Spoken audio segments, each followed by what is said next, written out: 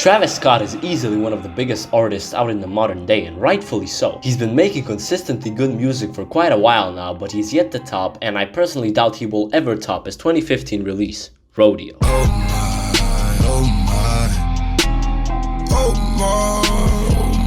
I've been up for it. Rodeo is Travis Scott's ambitious masterpiece. No other work he has made has even come close to touching Rodeo as a body of work in my opinion. It's one of the pillars of trap, and easily I would say the most outgoing trap album of all time. Travis before Rodeo was known as sort of a Kanye prodigy. People looked at him just as like a Kanye copycat. This album sets him apart. Not to say that there is no inspiration by Kanye on Rodeo, because there definitely is, but Travis is able to work off those ideas and make his own ideas come to life way better than in any other of his previous work. Rodeo is a really dark, psychedelic, drugged out, experimental trap record with heavy use of vocal effects unlike any other we've seen. The title encapsulates the sound and meaning of the album perfectly. It is chaotic in the best way possible. It can be all over the place, but it's planned out to be that way.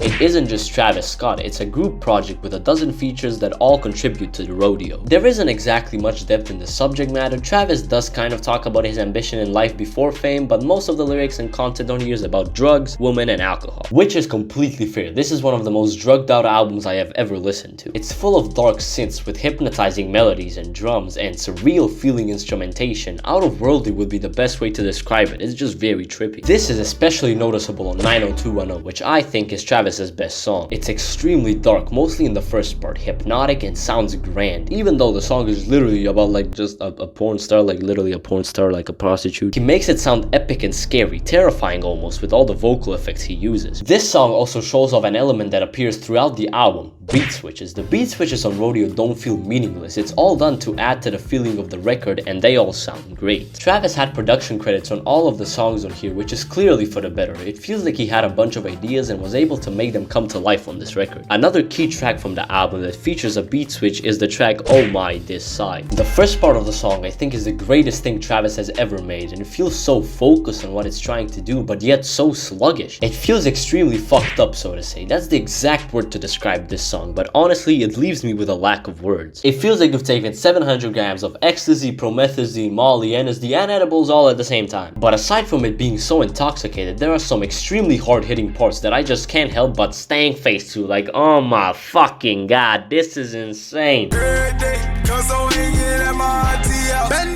Oh my, got my mama that new house now. Mama, oh my, now she can't kick me out now. Quavo is an excellent addition as they go back and forth with Travis on here. Sounds like a joint effort, but you can also sense some competitiveness. It sounds like they're trying to go at it, you know, who can go harder. And then the beat switches to this more lively and pleasant song that still goes hard and is hype as hell. Aside from the beat switches on here, I'd also like to mention the actual transitions between songs. In most songs, at least, it feels like there was effort put into the transitions to make it even more of a cohesive experience.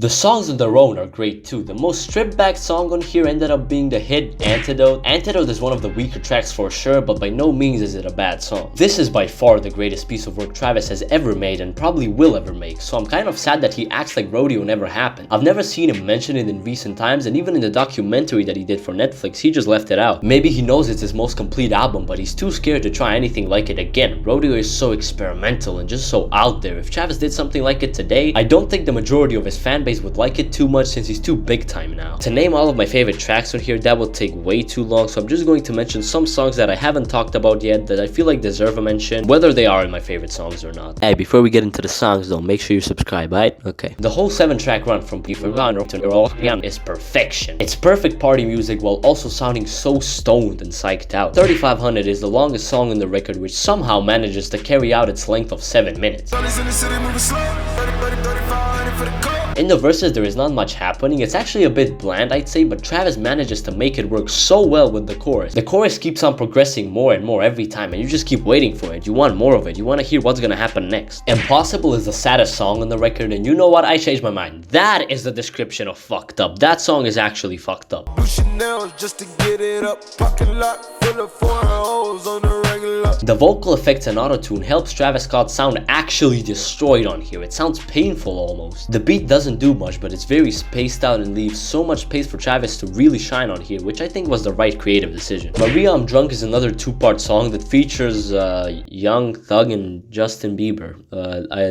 How is that gonna sound? I don't know how that. I've been dripping all night, take a shot, all we got is don't hold it. Call your friend and let get drunk. Dressing it down like a demon, drunk and in love, my baby. The first part of the song is beautiful, and the second part has a slight dark feeling to it, mostly because of the melody. But Young Thug brings so much character to this song, it's actually insane. And lastly, Apple Pie is the outro, which works great. After what we've just gone through, the album, the rodeo, it feels surprisingly refreshing to get to this track. Even though I've enjoyed every bit of this album, Apple Pie makes me feel happy it's over. Want your apple pie? No, mama.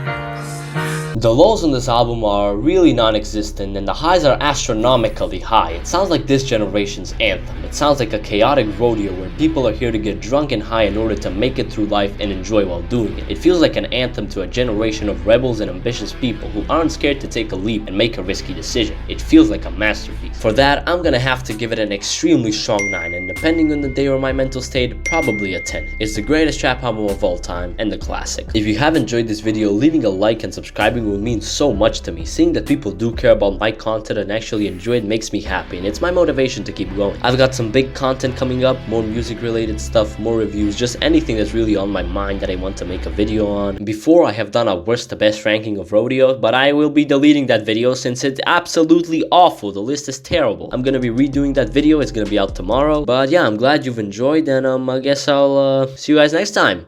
Peace!